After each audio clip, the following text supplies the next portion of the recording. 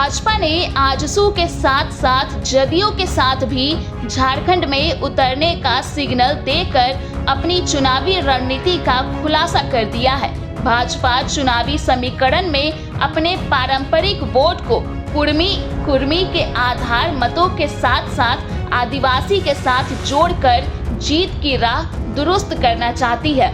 अब यह दिगर कि भाजपा के इस चुनावी समीकरण को झारखंड की जनता किस हद तक स्वीकार करती है, यह तो आगामी विधानसभा चुनाव परिणाम के बाद पता चलेगा।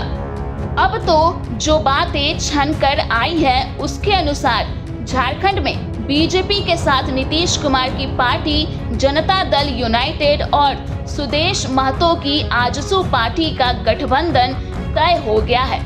बीजेपी चुनाव समिति की बैठक के बाद चुनाव सह प्रभारी हेमंत बिस्व शर्मा ने मीडिया से बात करते हुए यह जानकारी दी।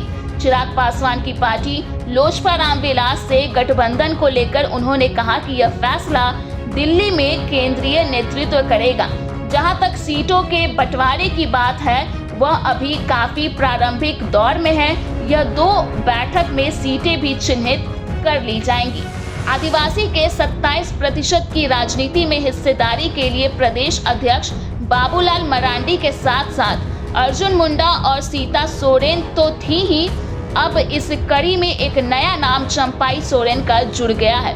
वहीं कुर्मी मतों की घेराबंदी के लिए इस बार एक बार फिर आजसू पार्टी के सुदेश महतो का साथ तो है ही, इस बार एक बार फिर जनता दल यूनाइटेड के नीतीश कुमार के प्रभाव में एनडीए अपना असर दिखाने को तैयार हो रही है। वहीं वर्ष 2014 विधानसभा के चुनाव में भाजपा और आजसू का साथ रहना सरकार के समीकरण तक जा पहुंचा था। तब भाजपा को 81 विधानसभा सीटों वाले झारखंड में 37 सीटों पर जीत मिली और आजसू को 5 यानी कुल 42 विधानसभा सीटों पर कब्जा रहा। लेकिन कुछ तालमेल के अभाव में 2019 के विधानसभा चुनाव में भाजपा और आजसू पार्टी अलग अलग उतरी तो दोनों दलों को नुकसान उठाना पड़ा। भाजपा 37 से घटकर 25 और आजसू 5 से घटकर 3 पर सिमट गई। इस बार भाजपा गत चुनाव से सबक लेकर कुर्मी मतों की खातिर आजसू और जदयू के साथ चुनावी समर में उतरने का फैसला किया है। जनता दल यूनाइटेड का विशेष प्रभाव उन विधानसभा सीटों पर है जिसकी सीमा रेखा बिहार से जुड़ी हुई है।